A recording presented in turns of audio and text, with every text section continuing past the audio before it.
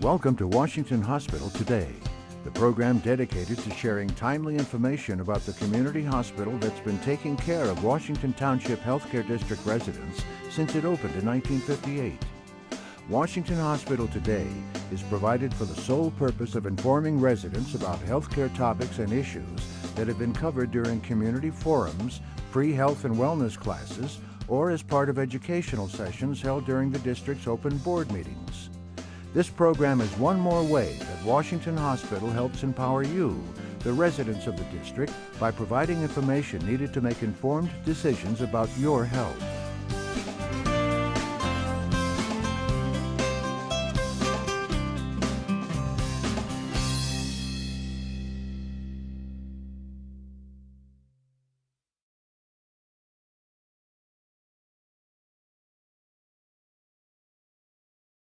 Today's presenter is Dr. Arun Srivatsa. Dr. Srivatsa completed his undergraduate training at St. Joseph's College in Bangalore, India. He graduated from Bangalore Medical College. He completed his internal medicine residency as well as a gastroenterology fellowship at the University of Rochester Medical Center in Rochester, New York. Dr. Srivatsa is board certified in internal medicine and board eligible in gastroenterology. So I was assigned a topic of liver disease to talk to you folks out there today. This is a talk from a layman's perspective to understand more about liver disease, how the liver is affected by various conditions, and how liver disease can be prevented and better managed. So I'm going to start off here by providing a brief outline of today's talk. We'll start off with what the liver normally does, so the normal functions, and what cirrhosis means to those of you who may not know what cirrhosis of the liver means, and what causes liver damage or cirrhosis, and the various types of liver disease that are prevalent today, including what's known as NASH, which is non-alcoholic steatohepatitis, which is a fancy way of saying fatty liver. So we'll talk about that, and the various the viruses that may cause liver disease, including hepatitis A, B, and C. We're going to talk about some medicines that damage the liver, alcohol, and then we'll move on to what symptoms you might have if you're suffering from liver disease and how to manage them. So this is how the liver normally looks. It's a reasonably big organ, and it lies right there in the middle of your belly, a little towards the right-hand side. And you can see the gallbladder, which is the organ that stores the juice that's produced by the liver. So it's a pretty vital organ. It's very important to the human body to have a healthy functioning liver. It's the largest organ inside the human body. And it has several functions that it does. So most importantly, it digests or helps in digestion. And what it is it's sort of a processing, packaging, and shipping factory that takes the food that you digest and then sort of ships it like a warehouse to various parts of your body, like the muscles and the fat stores and your brain and heart and kidneys. Apart from that, it has 500 other vital functions that we're not going to go into, but pretty much is summed up by this sort of table here. So it's important for immunity. It produces blood clotting factors. It also produces various proteins and amino acids, cholesterol, and also clears certain waste products through the bile. So bile, just to get into a little more about bile, that's the major secretory product of the liver. It not only digests food, but it also carries certain waste products within it that may be excreted through your stool. This is a schematic of how bile that's produced in the liver drains, stored in the gallbladder, and then goes into your intestines. So just to repeat some of the other functions, it converts extra glucose and stores it. It produces blood clotting substances, so that becomes important because in liver damage, one tends to bleed more easily, and that's known as coagulopathy or just an increased tendency to bleed. It also stores iron, and that's important because one of the genetic diseases that the liver can get affected with is a disorder of iron storage, where there's too much iron in your body. It's called hemochromatosis, and we'll talk a little bit about that. It does manufacture cholesterol, and in fact, one of the signs of end-stage liver disease is your cholesterol actually is low, but that's probably not a good thing because the liver is too damaged by that time. It also produces amino acids, which are sort of the building blocks for proteins, and that's why you see people with liver disease, they have very less muscle mass because they're so weak, because their liver is not producing enough protein. And this really is the most important function. It removes various toxins and wastes, just like the kidneys do, but unfortunately, unlike the kidney where dialysis is an option when the kidneys start to fail, right now liver dialysis is not mainstream yet. It sort of is a research protocol. So when the liver does get damaged, these waste products accumulate, and they are part of what causes the symptoms of liver disease. So this diagram you've just seen a little while ago, and this is the normal liver. And I'm going to show you a picture of how the liver looks when it's damaged. So you can see this is how cirrhosis looks. It's shrunken, fibrotic, and scarred from whatever disease process caused it to get damaged. So what causes liver disease or end-stage liver disease that's known as cirrhosis? Right now, the hot topic is fatty liver, or what's known as NASH. It's non-alcoholic steatohepatitis. And this is by far becoming the most common type or the most rapidly increasing type of liver damage in the United States today. Viral hepatitis, hepatitis B and C, has been there for decades. It sort of fluctuates depending on how healthy lifestyle practices are, but certainly there's more knowledge out there, and people are definitely trying to prevent transmission of hepatitis B and C, but we still do see a fair share. Alcohol, and then certain various other conditions, one of them being autoimmune hepatitis, can cause liver damage. These conditions, these three conditions, autoimmune hepatitis, PBC, which is primary biliary cirrhosis, and PSC, which is primary sclerosing cholangitis, these are rare causes, but they still do affect a fair share of the population. So usually your doctor will look for these through blood tests or imaging such as ultrasound or MRI when you're going to see them for liver disease. But by far, the first three, fatty liver, viral hepatitis, and alcohol, form a large chunk of end-stage liver disease or cirrhosis. Genetic causes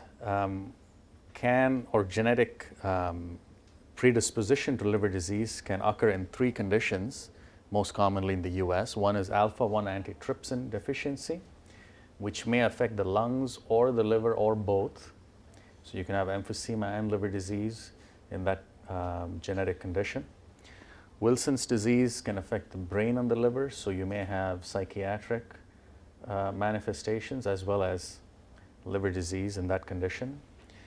And I talked about iron overload, which is hemochromatosis, and that's a genetic condition where there's excess iron in the body that then damages the liver, amongst other organs. Again, these are extremely rare, but when someone comes in with liver disease, these will be looked for to make sure that these are not playing a role. So coming to the first part of our talk today, we're going to talk a little bit and dwell on this subject here, and this is fatty liver disease, also known as NASH, which is an acronym for non-alcoholic steatohepatitis, which basically means your liver has a lot of fat in it. It's getting inflamed and getting affected by this fat.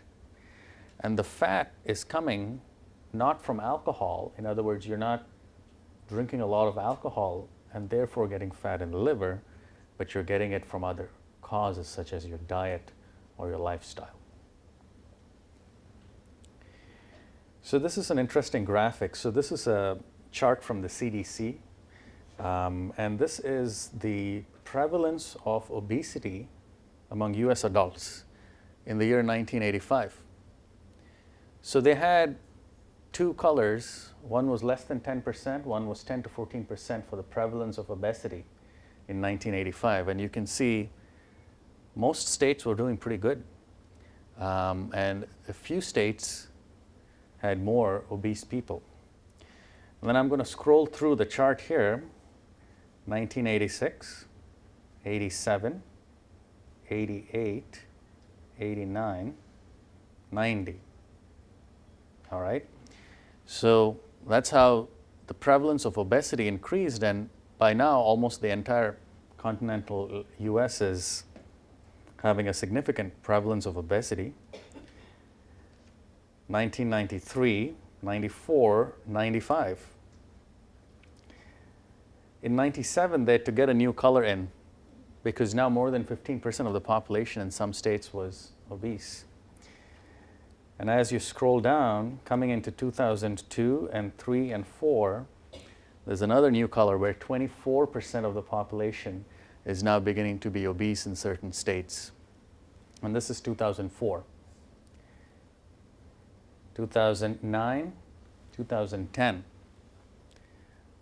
30% or so of the population. And now you can see in almost every state, more than 15% of the population being obese. So just going from these trends, the CDC is quite alarmed that obesity is going to be the nation's leading killer in terms of healthcare.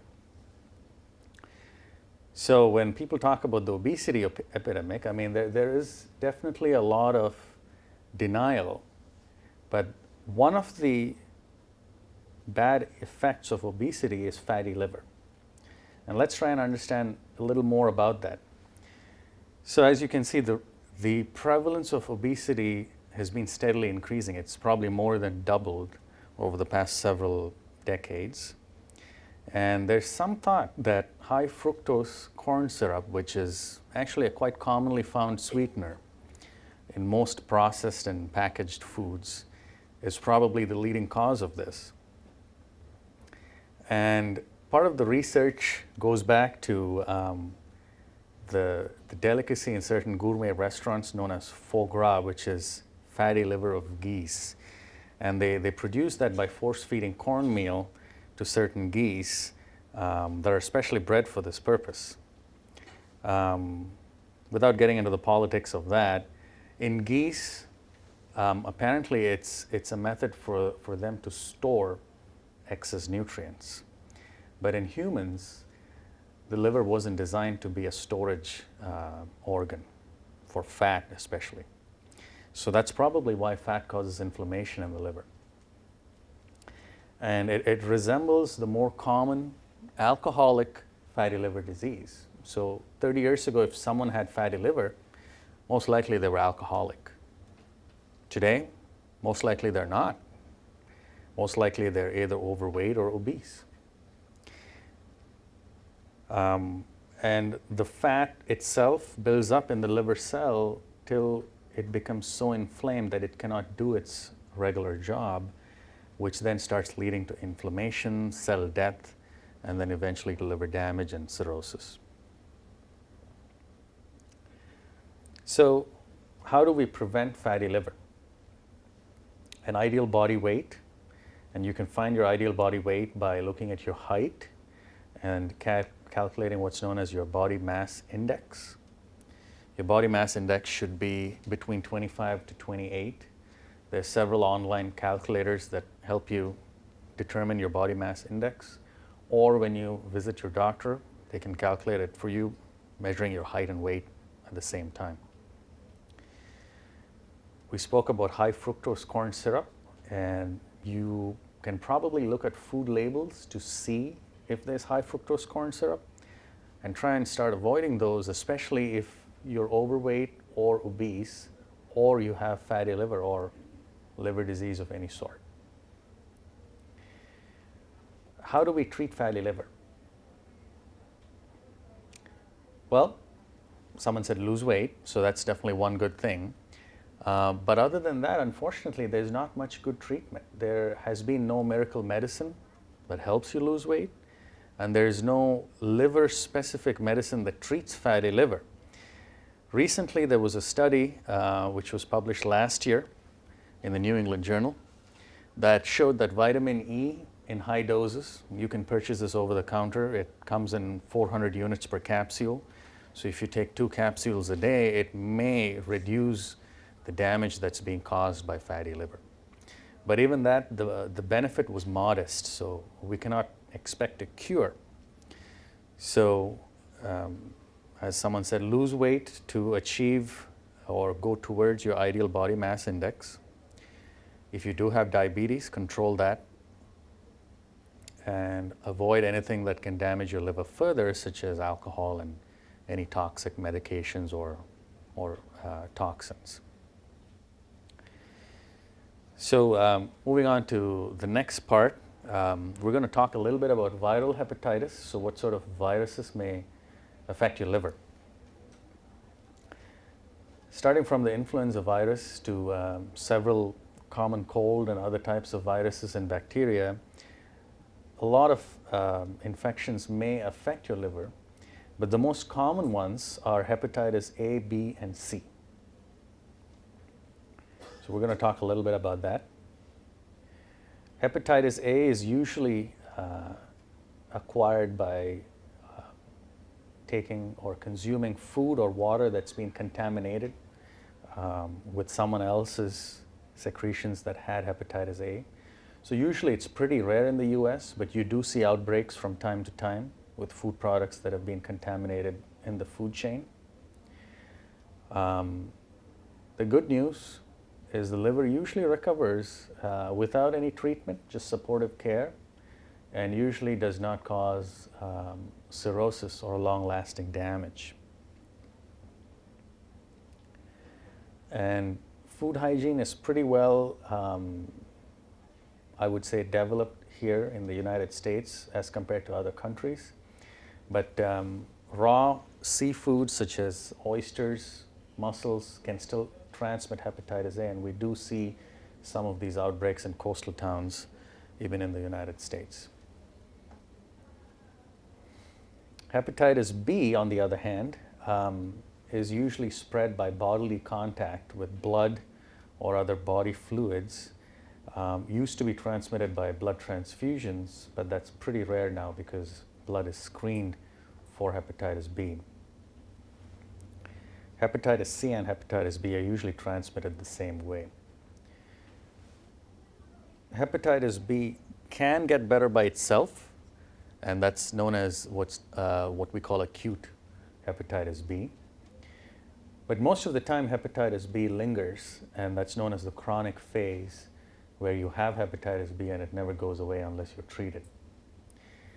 And in that situation, it may last throughout your life, and then in that situation may lead to liver failure, even liver cancer.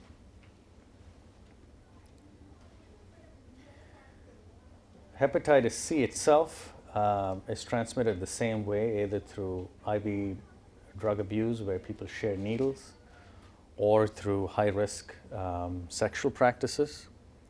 And similar to hepatitis B, usually it doesn't get better by itself, and may also lead to cirrhosis or liver cancer. So there are some vaccines for hepatitis, but not for hep C. So the vaccines that are available are for hepatitis A and B, and a lot of people here may have already been vaccinated. All newborns in the United States now get vaccinated automatically for hepatitis A and B. So how do we treat these types of hepatitis? Hepatitis B requires a long-term commitment to taking pills. Usually you can get away with taking 1 or 2 pills a day, depending on which is appropriate for you. But it does require monitoring, and we'll come to that in a second. For for very few people with certain genotypes in hepatitis B, they can be treated with interferon to help the liver clear the virus, although this may not be an option for everyone. The key, though, to hepatitis B is because it's a chronic condition, it requires periodic monitoring, and that includes getting your blood work checked to see how the liver is doing, and this is known as liver function tests. They measure the liver enzymes. The viral load, which is the level of the viral DNA in your blood, and certain specific antigens that the virus produces, and certain antibodies that your body produces against those antigens. So these may be checked every 6 to 12 months depending on your condition and how often you need it. Because the virus can also increase your risk to develop liver cancer, people do need a periodic, every 6 to 12 months, maybe ultrasound and a blood tumor marker called alpha-fetoprotein.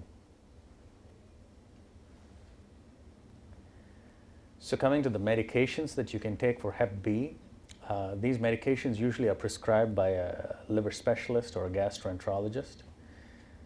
The oldest one is Epivir or lamivudine. Since then, several new ones have come out, including Adefovir, the interferon, which is an injection, entecavir or baraclude, and tenofovir. This is not an exhaustive list, so if you're on a medication other than these, it might still be effective, but these are the most common medications one would use to treat hepatitis B. Usually one would need a single medicine. Sometimes there is combination treatment that is used, and usually treatment is lifelong, unless you clear the virus, which happens, but in a small percentage of patients. So how do we prevent hepatitis B? I think this is key for the public to know. So if someone already has hepatitis B, they should make sure that their sexual contacts are vaccinated. They should not share toothbrushes. That would probably be common sense, but it's useful to throw that out there. Not donate blood. If you do donate blood, the blood will be discarded because the Red Cross does check for hepatitis B. And obviously stop using IV drugs. If the patient still continues to use IV drugs, they should at least stop sharing needles. So those would be the main methods of preventing hepatitis B. Moving on to hepatitis C, this is a slightly different method of approaching treatment, because this virus can actually be cleared by the human body with a little help in a significant proportion of patients, from 30 to 60, maybe even 75%, depending on which genotype of hepatitis C you have. You could successfully clear this virus with treatment. Although the treatment is more than just a pill, there is a pill and an injectable medication known as peg interferon. Usually treatment lasts 6 to 12 months, and in that time period, a lucky 30 to 60% will clear this virus. There are newer medications that may be even more effective. So if someone has hepatitis C and they've been waiting to get treatment, this may be as good a time as any, because these new medications, which are boceprevir and telaprevir, seem to have a better track record. Maybe up to 60 to 80% of people can get rid of this virus in a 1-year time period.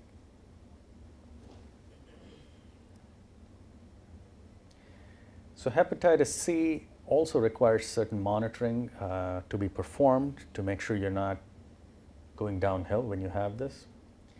So that includes the same liver function tests. Hepatitis C also has its RNA in blood that can be monitored, and it includes monitoring for liver cancer, which you are at increased risk if you have hepatitis C.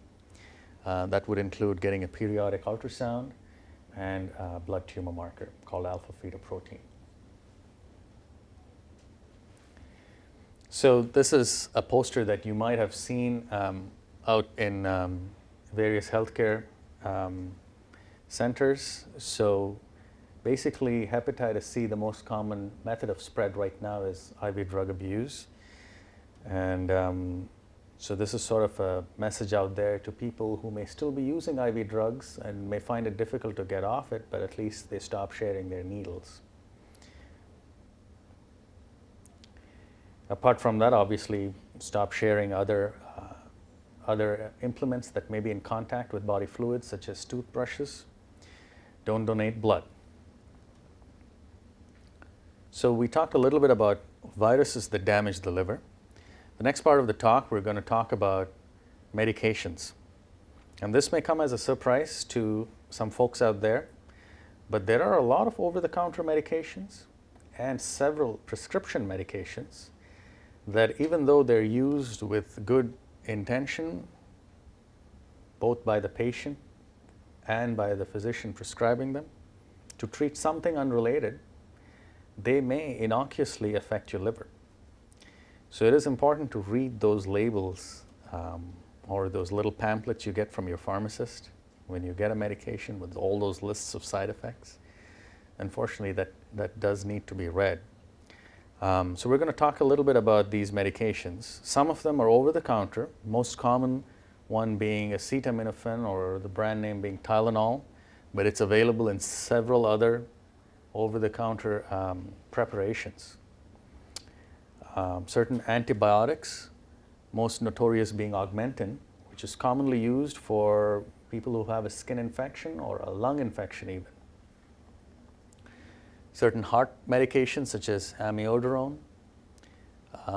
another antibiotic or antifungal agent like fluconazole, diclofenac is a pain medication, thorazine sometimes is used for nausea.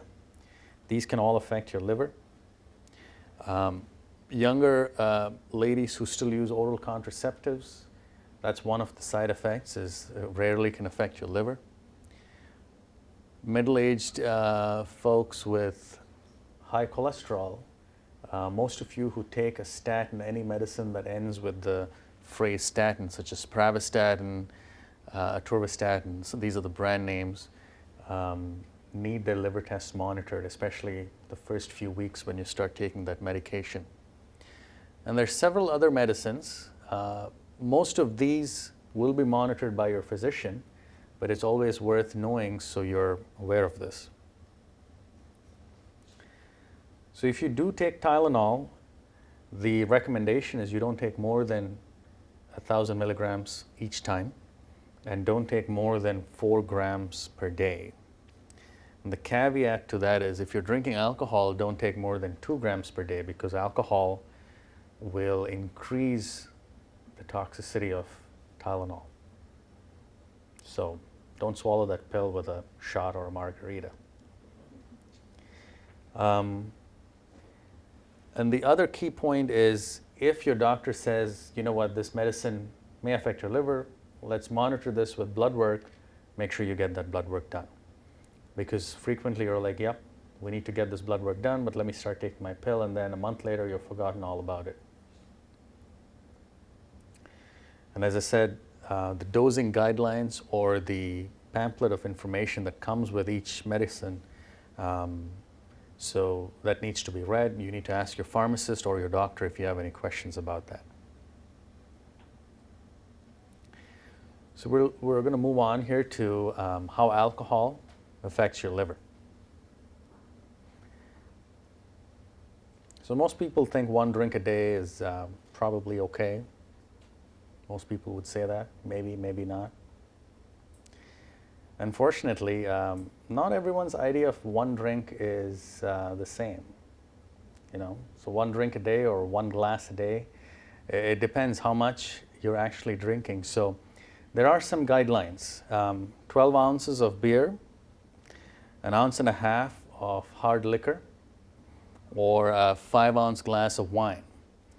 And you notice the wine glass, it's half full. So When you say you're having a glass of wine, we need to be careful about those measurements there. But this is a unit of alcohol. It's known as 1 alcoholic drink. High-risk alcohol intake is more prevalent in folks who are drinking more than 14 drinks per week in the case of men, or more than 4 drinks per occasion. That's, you sit down, it may be a Saturday night, you're watching a game or something, you're out at a party, but more than 4 drinks, you're already at risk for liver damage. For ladies, it's more than 7 drinks a week, or more than 3 drinks per occasion. And the recommendations for low-risk drinking are not more than 2 drinks per day for men and not more than 1 drink per day for women. Reason being the female liver is smaller in size, and also there's some suggestion that the female hormones may facilitate liver damage from alcohol. And if you're over 65, no more than 1 drink per day either. So having said that, we're going to go on to some symptoms of liver disease. Unfortunately, these are pretty non-specific in the early stages. So you may have no symptoms at all, despite the fact that your liver is getting damaged, or they may be really non-specific. So although these can vary depending on the type of liver disease you have, most commonly it would be lack of appetite, maybe nausea and vomiting, and throwing up blood or having blood in the bowel movements. That would be a real concerning symptom, as I'm sure all of you would agree. Pain over the liver area, which is usually the right-hand side of your upper belly, could be underneath your rib cage. And finally, yellowing of your skin or your eyes, or a really dark yellow urine, and that's termed as jaundice. And once liver disease starts progressing, that's when you start seeing swelling of your lower legs, that's known as edema. But again, these are pretty non-specific. You can have edema in heart conditions or kidney failure, and you can have these symptoms in various other illnesses as well. So these are not specific by any means. So going on to the signs, what the physician looks for when you go in for a physical and you have liver disease, we're looking for the complications of cirrhosis. And the complications of cirrhosis, one of them is increased fluid in the belly, which we can examine for, and that's known as ascites. We're going to look for evidence of bleeding, and you usually bleed from blood vessels that get engorged in your food pipe or in other parts of your intestines, and those are known as varices. People with liver disease, sometimes they seem a little off. If you have a relative or a friend, they may seem confused. They may seem sleepy during the day. They may perk up at night. So this is known as encephalopathy. And in more severe cases, they may be comatose, unarousable. And finally, we are going to look for liver cancer, which can occur in end-stage liver damage. So we're going to talk a little bit about these various symptoms and signs. So this is a distended belly with fluid inside, and you see the belly button is sort of an outie, and that's a sign of ascites. So how do we manage fluid in the belly? And this is a condition that you see in end-stage liver disease. So we tell people with this end-stage, with this much of liver damage, that they need to start restricting salt in their diet. They need to go to a 2-gram sodium restricted diet. So they need to actually read the labels and tally up how much sodium or salt they take during the day. And then we help the body lose fluid and salt by giving them water pills or diuretics. Most commonly we use Lasix or furosemide as well as aldactone or spironolactone. It's often key that the patient monitor their weight at home while they're on diuretics, and this holds good if you're on diuretics for your heart or your kidneys as well, because that's the best way of knowing, are you taking too much or too less medication? Because if your weight is going up, you're retaining fluid. If you're losing too much weight, let's say you lose more than 10 pounds in the first week of starting your water pill, you need to let your physician know that, because you may be taking too much. So this is a schematic now of how varices look. So these are dilated blood vessels that surround your stomach and your food pipe, and they occur because the liver is scarred, so blood cannot enter through the liver, sort of like a traffic jam there. So it starts taking these little country roads back up to the heart. And those little roads are not meant to handle this much traffic in terms of blood volume. So what happens is you're going to start having accidents. You're going to have blood seeping through, because these vessels are not designed to take that much blood back to the heart.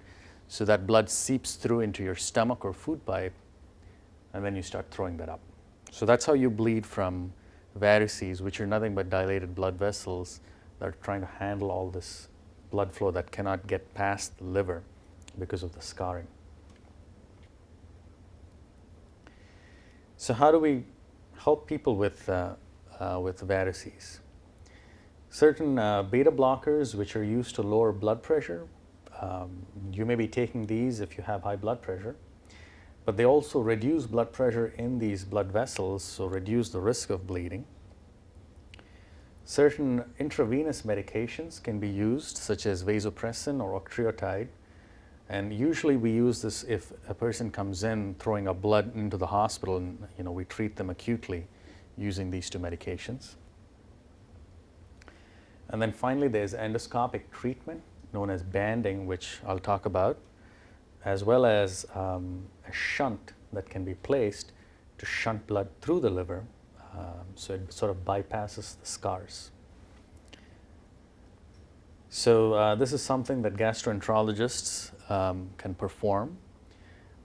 This is a schematic of an endoscope fitted with a band ligation system, and the scope goes down into your food pipe, and what it does is it sucks up these blood vessels and band ligates them, sort of like putting a knot or a rubber band over them, and that's how it looks. That's a blood vessel that's being banded.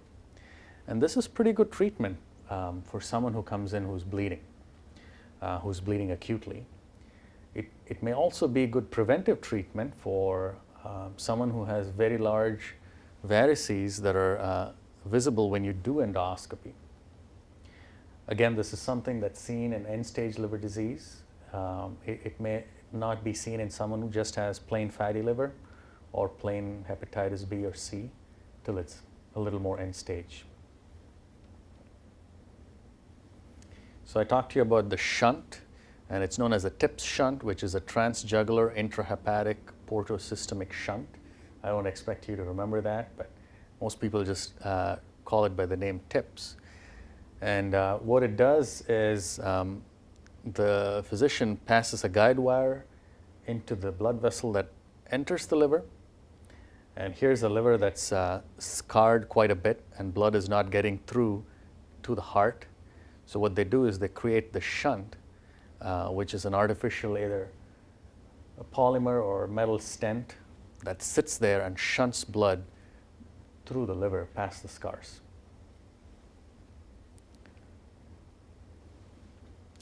So moving on to encephalopathy, which is a state of mental confusion or decreased consciousness that you may see in certain folks with liver disease.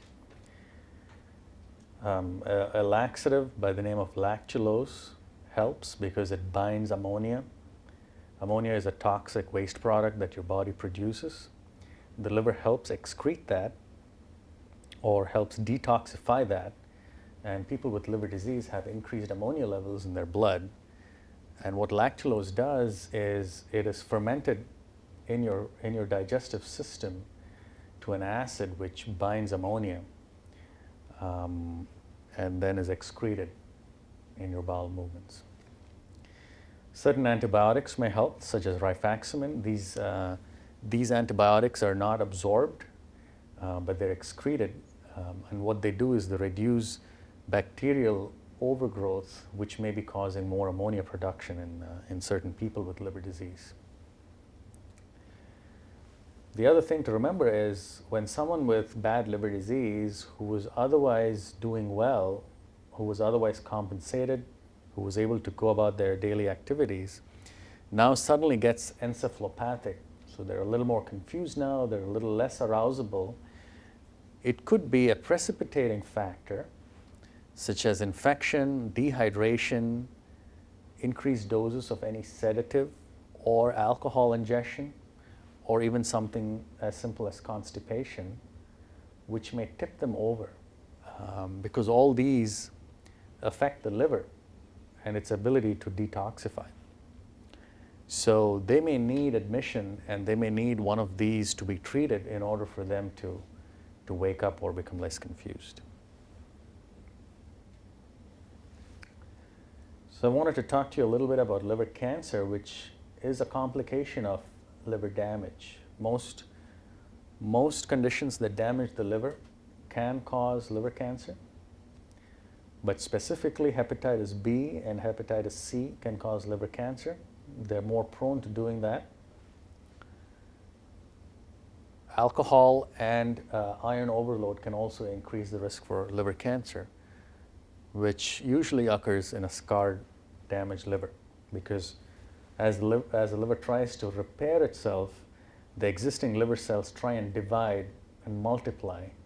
And when they have to do that several times in order to regenerate, they may make a mistake and the DNA is not copied properly and you have a cancer cell. So it usually occurs in a liver that's already damaged and trying to regenerate, and it forms a cancer cell by mistake. So that's how a schematic looks, and that's how it may look on a CAT scan. This can be monitored and diagnosed by checking tumor markers, and that's part of why monitoring hepatitis B and C includes checking for those tumor markers, as well as either doing an ultrasound, which is cheap and has less radiation as compared to a CAT scan. But sometimes a CT or MRI is needed to confirm this. There are various methods available to treat liver cancer. One of them is radiofrequency ablation, where a radiofrequency probe is inserted through your skin under ultrasound guidance into the liver tumor, and then radiofrequency is used to burn the tumor. If the tumor is really large and cannot be burnt that way, one could use TACE, which is an acronym for transarterial chemotherapy, where the chemotherapy is introduced into a big vessel that's feeding this tumor, which reduces side effects because you're not taking the drug through your mouth or intravenously, but you're getting it through the artery that feeds that specific tumor. The definitive treatment is usually surgical resection or liver transplantation, but usually is not an option because these people are so sick from liver damage that usually you cannot resect it, you cannot remove it. You would have to transplant them. Or if the tumor is spread beyond the liver, then you can get palliative chemotherapy with a medication known as sorafenib. So we talked a little bit about how liver transplantation can be useful, both for liver cancer, if it is in an early stage, as well as for liver failure from any of these causes that we talked about today. So this is a schematic of how a transplant is performed, and as you can see, it's a pretty technically challenging procedure. One would have to cut the inferior vena cava, which is a large blood vessel into which the liver drains, and you resect the patient's own damaged liver But then you've also got to resect the bile tubes that drain the bile juice, the blood vessels that supply the liver. And once you've done that, you've got a lot of suturing to do with the transplant liver. Back to the inferior vena cava, common bile duct, hepatic artery, portal vein. So liver surgeons or transplant surgeons need to be really skilled with vascular repair as well as general surgery. And as you can see, several complications can occur if one of these anastomosis, the junctions either leak or become narrow or there's infection. So liver transplantation is first of all not for everyone. And even when done safely and correctly at transplant centers, can still have several complications. And once a transplant organ is placed, you still need lifelong immunosuppression to suppress your own immunity towards the transplanted liver. So the best method is to prevent liver damage in the first place rather than end up in this final scenario. But there are a lot of people with liver transplants out there, and there are a significant majority who do really well. And this is available here in the San Francisco Bay Area. But we do need more organ donors. So that's something you want to think about. So what I'm going to do now is I'm going to summarize what we talked about. So the liver is an important organ. It may not be as important as your brain or your heart, but it ranks really high up there. And a healthy diet as well as a lifestyle is key to maintaining your liver health. Vaccination to hepatitis A and B may still be indicated for some of you, and you can talk to your physicians about that. It now is universal at birth for all children born in the United States. Maintain an ideal body weight, which may be easier said than done, but one does need to attempt to reduce weight if one is obese. If you are diabetic, keep your diabetes under control. And alcohol only in moderation, like we talked about. And if you actually have liver disease, you don't want to drink alcohol at all. And look for side effects from medications and minimize exposure to medications that damage your liver.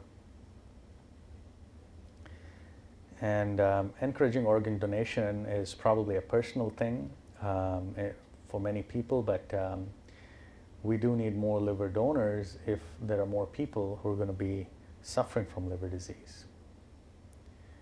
So I'm going to stop here and ask if anyone has any questions. If we have questions, we have a microphone. We'll come around to you. What's the difference between, I believe it's the two liver tests, like the AST and another one? Are they the same, or why do they have two or more? Right. That's a good question. The question was the liver function tests. Commonly, you refer to AST and ALT, but there are several more, as you mentioned. Those two are the main liver enzymes that are produced in the liver and do certain functions for the liver. And normally they're supposed to stay within the liver. So you can measure them in the blood, but usually they're at a very low level because they have no function being in the blood. But in liver damage, they both leak into the bloodstream, and you find them in larger quantities. And you can find subtle differences based on which liver disease you have with AST versus ALT. And that's why we measure both. It also gives us a clue to, is this more of a gallbladder problem or a liver problem, or is it getting better or worse? So there are actually several things we monitor, including albumin, bilirubin, alkaline phosphatase, your platelet count, and your INR. But the main purpose of monitoring is to decide which part of your liver or how exactly your liver is being damaged, or what the most likely cause of liver damage is. I had a blood test and it showed mine was elevated 4 times the normal amount, and the doctor says I have fatty liver. Will I stopped taking my simvastatin Okay. because it had raised it once before. Will it come back to normal after stopping that medication? My cholesterol was down to 168. Yeah, that's a good question. If your simvastatin was causing the liver numbers to go up, it should come down when you stop the medication. It may take a while, it may take a few weeks before it comes back completely to normal. But if you do have fatty liver on an ultrasound, then the fatty liver may be also causing some rise in your liver function tests. What about milk thistle? Milk thistle is not an FDA regulated product, but if you can find pure milk thistle and you trust whoever makes it, because the FDA doesn't regulate it, so anyone can say they're making milk thistle and package it. But milk thistle has been shown in some studies that it may help liver disease. So it's probably okay as long as it doesn't have any impurities. In other words, organic. Okay. I think we have a question up front here as well. Yeah. What about keeping a healthy liver? About the detox, all the substances which are sold in health store, about the liver detox, organic and all that. Right. Personally, I cannot vouch for anything that's sold in a health store. I'm sure there are a lot of good companies out there who make good products, but that's why we have the FDA, so that there can be some regulation, which is why prescription medications, there's a rigorous quality control process that makes sure that if you buy an aspirin, it really has aspirin in it, and the dose is the same when you buy an 81 milligram aspirin here in Fremont or you buy it across the country in a different store. The products that you buy in a health store are not regulated, number one. So you don't really know what's in there. Number two, there is no magic bullet here. There is no liver detox medication that I know of that'll cure all liver disease. So other than milk thistle, I don't think there's much data out there for the colon cleanse, liver detox, gallbladder detox products that you get. So at this point, I have to say I cannot vouch for them till more data is available.